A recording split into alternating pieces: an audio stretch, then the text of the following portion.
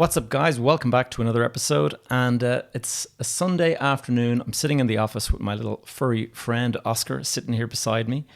And I wanted to, those of you who have been listening to my movements or listening to the podcast and understood, I have just come back from London. I was there on Friday and I was speaking at an event, and the event was called the Build Your Future event. And in fact, I have a book here from the event, and it's written by Greg Wilkes, who was the event organizer. And I want to thank Greg again for inviting me to speak at the conference.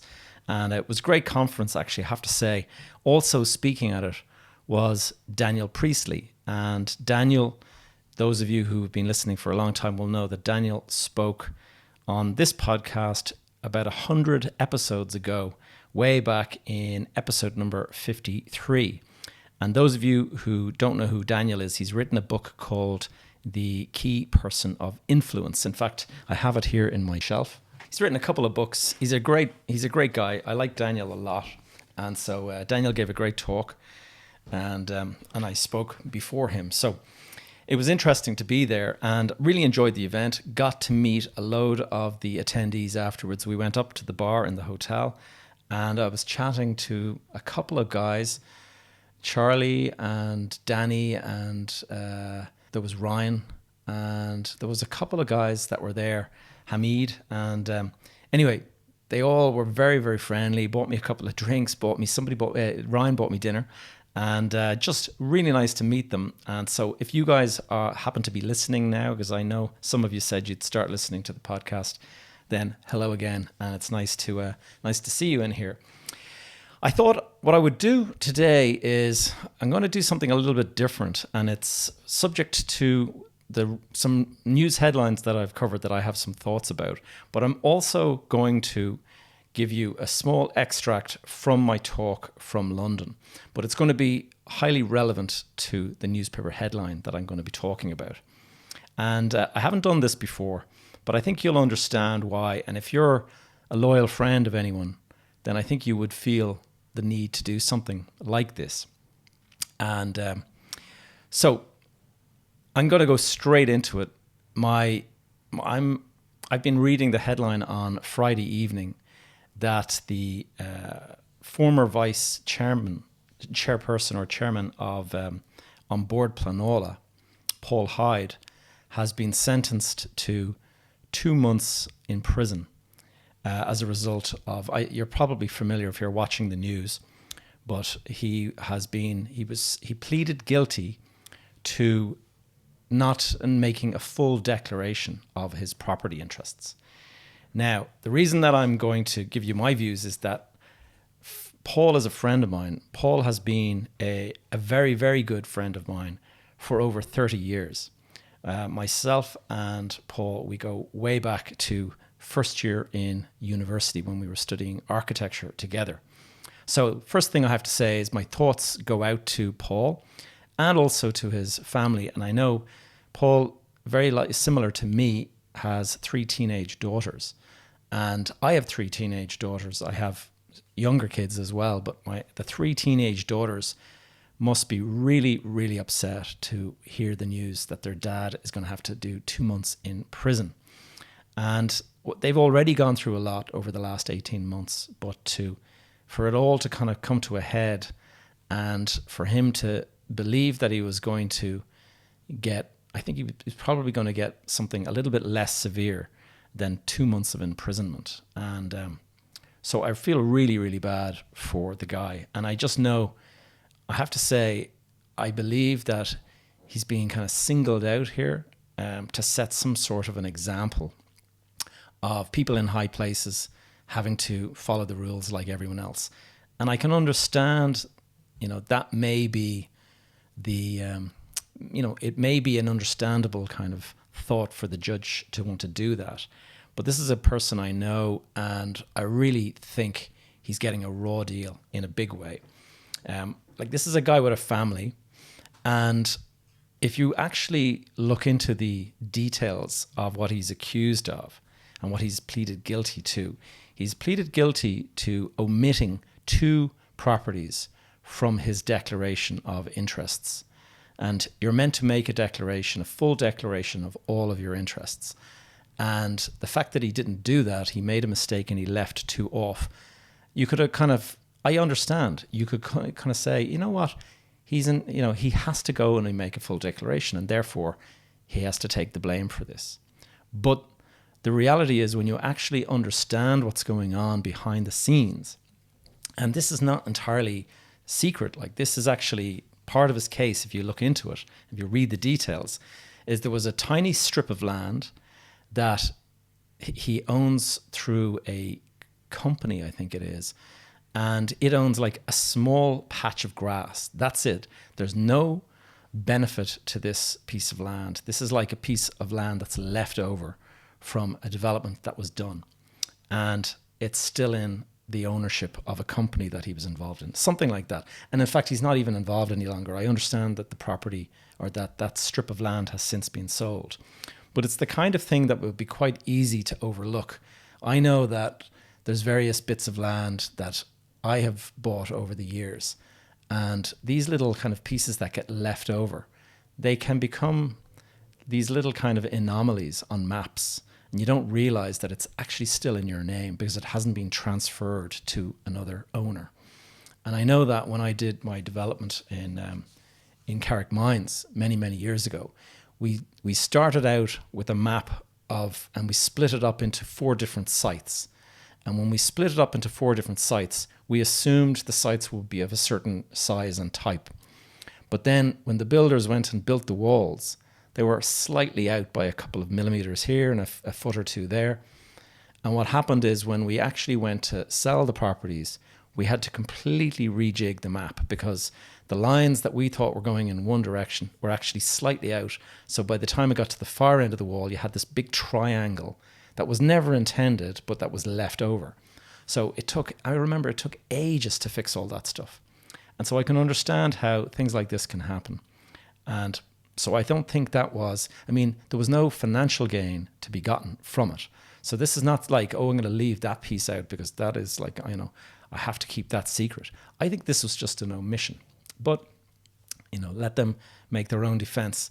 The second thing that he's pleaded guilty to is that there is a property that he bought back in the heyday of 2005 or whenever it was, and he overpaid, like so many of us overpaid for the property. I did this myself. I overpaid on multiple properties. And what happens? The bank comes in and demands repayment of the loan. You're not able to do it. So what do? They appoint a receiver. This is exactly what the bank did to my friend Paul. They appointed a receiver, and the receiver took the property from Paul. And so he innocently believed that it's no longer in his control, therefore it doesn't need to go into the declaration. And so he left it out. But of course, technically, the receiver only takes control of it away from you, but it doesn't actually transfer ownership until the receiver sells it to another party. So even though it was technically not in his control, it was technically still in his name as the owner, pending the sale to somebody else. So you can see, whatever your political view, whatever, maybe you've taken a view that he's guilty, and that's your prerogative. But I'm just telling you, as a friend of mine, that it seems in those circumstances that the sentence has been overly harsh. And if he stood to gain financially from these omissions, and it was some sort of, keeping it hidden because there was some sort of financial gain in it for him at some date in the future, then perhaps I could understand that he would be punished for that. But you can see that this was actually quite innocent. And you can always tell when something is an innocent omission when there is no financial gain to be made. Like the bank were taking this from him, had already taken it from him. So why should he be punished for not having it on the register? I just don't understand how people cannot see that seems to me like a very innocent omission or error. The worst thing about all of this is that Paul was the vice chairman of On Board Planola. And On Board Planola, to those of you who don't know, if you go for planning permission and the local authority rejects your planning permissions, declines to give you planning, you have an alternative option of appealing that. And that appeal goes to On Board Planola. And they will take the case in, they will read through all of the documents, and they will make an adjudication whether or not they believe that the local authority was in the right.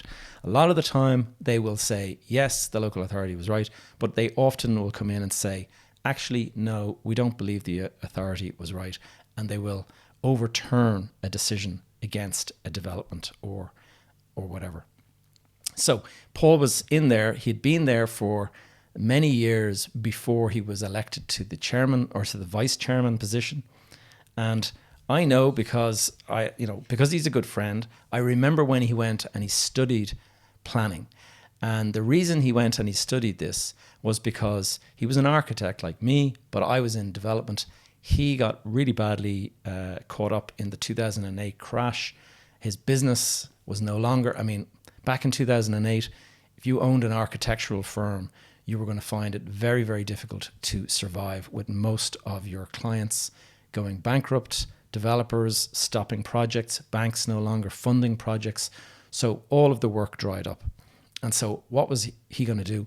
He was going to go and go back to college, study planning, figure out how to go in and join the planners and actually do some town planning instead. He did that, and I can remember he got the job and he was really pleased with himself because he was good at that. He was very interested in planning, and he went in and I can remember he was very enthusiastic about the planning process and about town planning and good town planning. He was also very conscious of the housing crisis that we're in and very much believed that we had to go and increase densities, get more projects out there, speed up the process of development so that housing schemes were not held up for months and months, that we could get projects done quicker and faster. So definitely he was the right guy for the time that we're in when we need more housing delivered. Of course, some people will take the view that, he was probably in there on the take and the developers were paying him off. I can tell you, knowing him, he was not, but people will make their own decisions.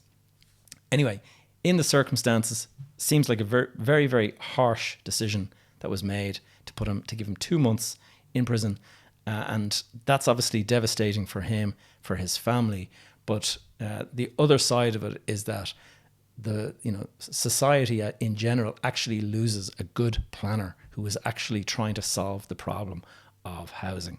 So, look, obviously I'm biased. He's a good friend of mine, and I was curious whether or not I debated with myself whether I should actually talk about this topic given my personal friendship with him. But he's been through hell over the last 18 months. He was in a job that he really enjoyed, and to get turfed out of it and his whole life turned upside down is pretty hard going. And so, unrelated to his situation, but actually coincidentally, one of the topics that I talked about in London was the topic of resilience. And resilience is how to stay mentally strong during times of struggle and challenge. And the reason that I brought it up was because I've been through my own struggles with the banks and all that back in 2008.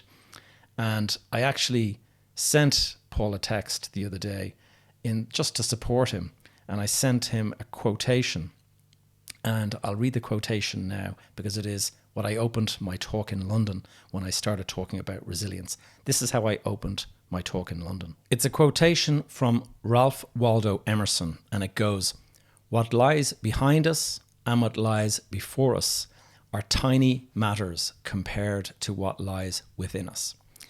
And I just introduced that. I love that quotation because it's all about the strength of your character, and that no matter what you're facing, you can survive, you can push yourself through this.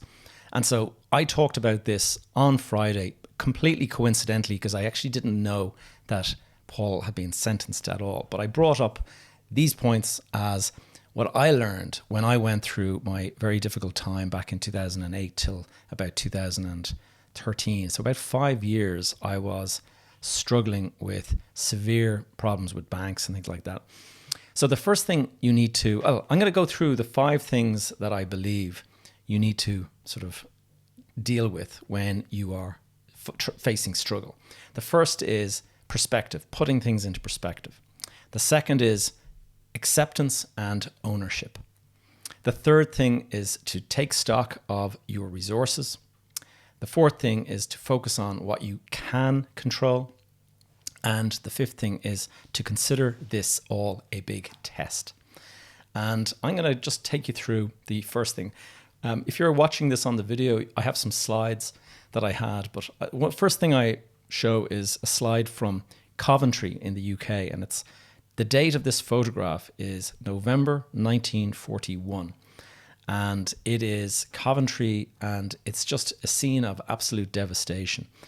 Coventry was bombed in 1941 by the German Luftwaffe, I think, and they flew 515 bombers over from Germany, and they just unloaded all of these bombs down on Coventry, and it was obliterated.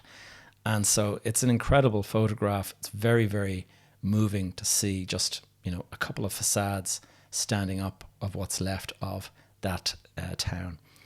And why I brought that up is because you have to try to put things into perspective. So you're going through a difficult moment at this time, but try to put things into perspective. What is difficult about your moment?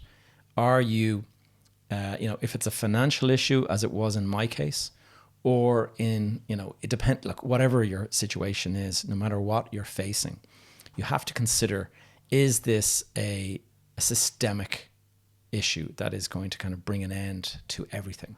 And a lot of people, when they're faced with very severe financial difficulties, they lose perspective, and they think that this is everything. This is that, their entire world is now coming to an end.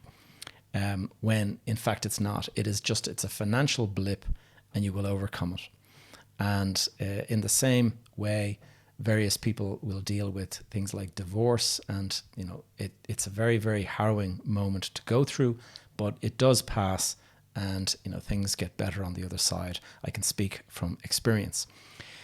Now, putting it into perspective, does this impact your health? Or even worse, as I would put it into perspective, is does it impact the health of any of my children or my loved ones? Has anyone died here is the first question that you ask. Is this really that bad? Are you losing perspective, or are you losing touch with the seriousness of this event? Yes, it's bad. Yes, it's a terrible situation. Yes, you're going to have to roll up your sleeves and do something about it. But has anyone actually died? No, it's not that serious in the scheme of, that kind of a problem. Now, the next thing I'm going to talk about is the acceptance and ownership. And going through my slides, the first slide that I brought up was the talk in the UK of the mortgage time bomb. And they're talking about this, they're calling this ticking time bomb. They call it a mortgage time bomb. And I believe Ireland is facing something similar. And what it is that interest rates have risen very steeply over the last 12 months or so. And because they have risen so steeply, so quickly, a lot of people are on fixed rate mortgages that are about to reset. And so if your previous mortgage was, at 1 or 2%, it's suddenly going to reset to 5%. And so that is a very significant increase. It's like perhaps doubling the amount of interest that you have to pay every month. So naturally, this is a very, very devastating moment for a lot of people. And it says that the Tories, which is the governing party in the government at the moment in the UK, they face a wipeout in the next election because of this mortgage time bomb. And I was saying that this seems very similar to back in 2008, when the recession, when Lehman Brothers collapsed in 2008 and this huge recession started. There was incredible anger towards bankers. The bankers in the bankers in Wall Street and all these places, they were considered to be the blame for the massive crash in 2008. Their greed was the cause of it. And actually in Ireland, the developers were very much seen as the blame, the greedy developers, as they were called, for everything going wrong in 2008 or 2009. And what I have to kind of bring you back to is acceptance and ownership. People love to blame everyone else but themselves. And when you're looking at a situation like this, who's to blame? The government is to blame. Who's to blame? The bankers are to blame. Who's to blame? Such and such a person is to blame. Whatever it is, most people, they go and enter into a period of denial when they refuse to accept any responsibility for the situation that they're in. And I went through the same emotions myself. Now, don't get me wrong, I spent quite a bit of time in denial. I thought that the banks were all to blame for my situation. I thought if they just, gave me get off my back, I'll be able to kind of dig myself out of this hole. And I spent a lot of time blaming them. And what in fact you're doing when you're blaming them or you're blaming anybody else is you are in victim mode. You are not in what I like to consider the warrior mindset. The warrior mindset is when you realize there's nobody coming to rescue you, you are going to just fight your way out of the situation that you're in. If you're in a victim mode, you're not going to fight your way through anything. You're just going to start throwing the blame at everyone else as to why everything is really shitty right now and life is bad and life is crap and blah, blah, blah. You have to accept that no matter how unfair it may seem, you have got to accept the blame yourself. Own it. Take responsibility for the situation you're in and just say, you know what? I did this. Nobody else to blame. Nobody's going to fix it except me.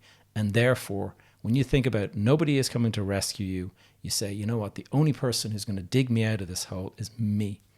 And that is exactly what eventually helped me overcome the situation that I found myself in. Now, this reminds me of a thing that I go back to, and it's called the 5 deadly Ds in a crisis. And I might have covered this before, maybe a year ago or something like that. But the 5 deadly Ds in a crisis. The first D in the 5 deadly Ds is denial. And that's what I've just been speaking about, is that how people love to blame everyone else and they automatically deny any acceptance of responsibility, or they deny that there's a problem in the first place. So let's say, for example, your mortgage is about to reset and you're in denial that it's really going to be a big problem, or you're in denial that you're facing some difficult choices ahead. That denial is uncomfortable, and it's because it's such an uncomfortable situation that the easier option is just to deny that there's a problem. But the problem is denial causes delay, and that is the next D. Delay is really damaging when it comes to a crisis. If you're not taking action, if you're not being decisive very quickly, then it's just going to fester. This problem is not going to go away. It's going to get worse and worse. And therefore, you got to be careful not to be in that denial in the first place, but definitely not to delay taking action. The next D in the 5 deadly Ds is deliberation. And this is because you have delayed making any decisive action, making any action at all, you suddenly then, after a while, you start to realize that other people are behaving differently, that maybe I'm wrong, maybe there is a problem. And so it's slowly dawning on you that your denial could be wrong, could be placed in the wrong position, and therefore you've started to deliberate, what should I do? Is there a problem? And this deliberation, again, it's causing more and more delay. You've got to take decisive action. And that is ultimately what D number 4 in the 5 deadly Ds is: decision. You finally accept there's a problem. You accept that the delay you can't avoid this. You've deliberated on what's the action to take, and you finally made a decision. And so finally you're acting, which is great. But because of the delay, the 5th D is damage. You have done the damage by delaying, not taking action when you could have, and therefore it has caused this problem. And so be very careful not to get caught up in the 5 deadly Ds. Now, The next thing on the list for resilience is take stock. And I've talked about this, how you've got to evaluate your actual resources that are still available to you.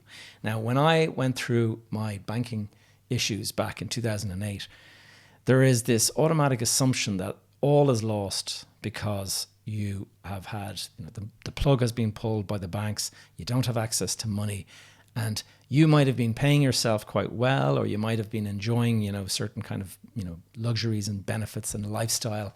And all of this stuff has to come to an end. And often it's a very jarring situation to go through. And because it's so jarring, you tend to think it's much worse than it actually is. You've lost access to your money. The banks are no longer lending and all that kind of stuff. And so you start to kind of get frozen by the lack of financial resources that you have. But that is wrong to think that those are the only resources that are available to you.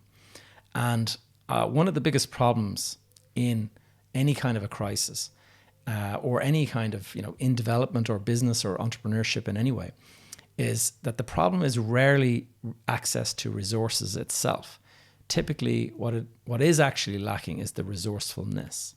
And so you will find that if you do a proper assessment of your available resources, that you have an awful lot more to hand than you think you do.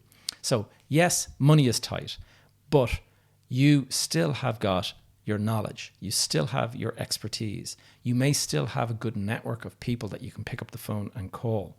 You still have time on your side to go and, turn things around. And this is one of the things that you just have to think about and sit down. And when I faced my situation, I can remember when I was in that denial period, I was thinking that it was all the bank's fault and they've taken my money away and what am I going to do? But actually, I started to think, okay, no one's coming to rescue me. How am I going to fix this situation? What do I still have? What can the banks not take from me? Well, they cannot take the experience that I have over the last number of years. They cannot take away the knowledge I have on how to put deals together, how to do property transactions, how to originate a deal, bring together a property with a tenant and create a deal out of thin air. That kind of thing is very valuable, but you just have to kind of look for the deals that'll allow you to do that. And you don't necessarily need money to do that. Just the knowledge and the expertise is highly valuable and can be, worked on in a way that will actually create an opportunity that others may invest in. The next thing is your network. And you have not, like I have a phone filled with contacts. The bank don't take those contacts away from you. Yes, they've taken the money away, but they have not taken your phone away. So you have access to phone numbers, to knowledge, to people who are willing to either help you or to point you in the right direction or provide expertise towards you. Whatever it is, you still have your knowledge and you still have your network. That is valuable. Now, in my case, I took myself off to Dubai and I did various things in Dubai. And the next thing that I'm going to talk about is focus and control. Focus on what you can control. And that is the biggest thing, because what so many people do is they spend all of their time worrying about stuff that they have no control over. And therefore, you're worrying about something that you can't influence. And then what's the point of worrying about it? So, for example, what's the economy going to do? What's going to happen in Ukraine with, the Russian war and stuff like that? What's going to happen here in Ireland with interest rates? What's going to happen in the UK with interest rates? What's going to, what's this? What's that? All of this stuff is you starting to worry about stuff that's not in your control. Focus instead on what you have direct control over. And that could be your mindset and that could be your health. And in my case, I became maniacally focused on my health and my fitness. I started to do adventure racing. I got back into Ironman training, and as you guys know, I do a lot of burpees and calisthenics and things like that. I stopped reading the newspapers because if it's outside of my control, it is actually irrelevant. It is not going to help me fix my situation. And one of the questions that I ask myself when I'm in that is this serving me, or how well is this serving me? And therefore, if you're reading an article and you're finding yourself kind of curious about what's happening in the US politics or something like that, ask yourself, how is this serving me? Is this actually going to help me turn around the situation that I'm in? Most of the time, it isn't. Whereas if you go out and go for a run, your health is going to improve. With improved health comes improved energy, improved vitality. That increases your creativity. So your ability to problem solve is improved. Apart from the fact that the endorphins that you get from it are going to make you even more, just more creative and more capable and able to deal with the problems that you're dealing with.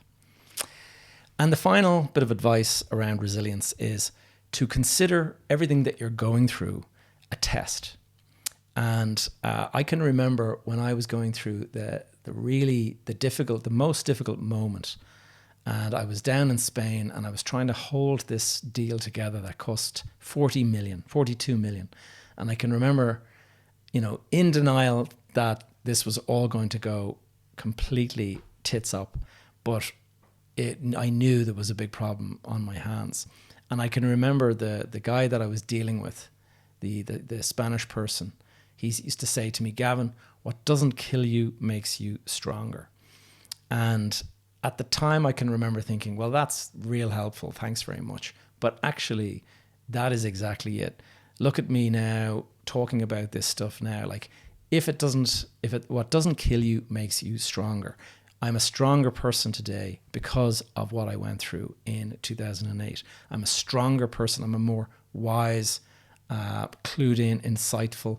All of that stuff happened because I went through 2008. Now, of course, it was very difficult and it was very unpleasant at the time. But we humans, and I'm talking to everyone listening here, we all have evolved from thousands and thousands and thousands of years of survival. We grew up in the plains of Africa. We survived as humans living in caves, fighting off bears, fighting off wolves, living on berries and stuff like that, surviving winters, freezing cold winters without having heating systems and all that. We have survived thousands of years. We are the ancestors, or the descendants, I should say. We are the descendants of real survivors that have survived the most difficult conditions. And here we are, years, hundreds, thousands, tens of thousands of years later. Here we are still alive as descendants of that DNA.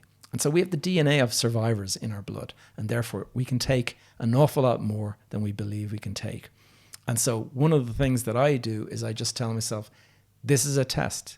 If I'm going through really, really difficult time, I say, this is all a test to see, am I worthy?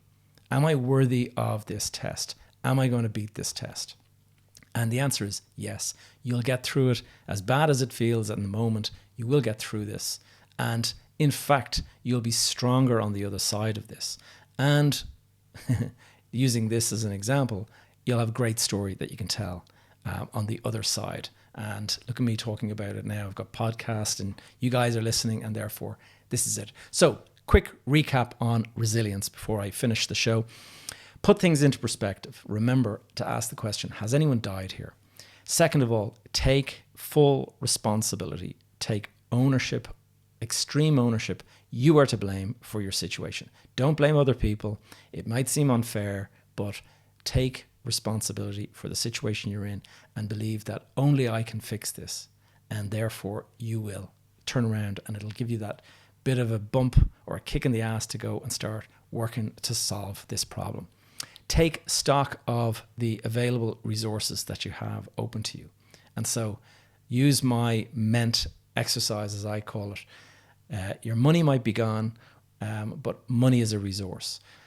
Energy is a resource. Expertise is a resource. Networking, your contacts list, that is a resource. Knowledge is a resource. Time is a resource. What of those do you have available to you? You may have an awful lot more available to you than you think. Focus on what you can directly control, not what other people control, not what you're reading in the newspapers. Focus on what you can control. And in my humble opinion, I think what you should work on is your mindset and your health, because those two things have direct benefits. And ultimately, consider this a test of, are you worthy? Guys, I hope you found this useful, this episode useful. I apologize if you have alternative views about my friend, but I'm a loyal person and I stick by my friends, and therefore I'm going to defend him to the best of my ability. And that's what I have to say to you this week. Guys, I hope you found this useful. I will see you in the next episode. If you haven't subscribed already, please do.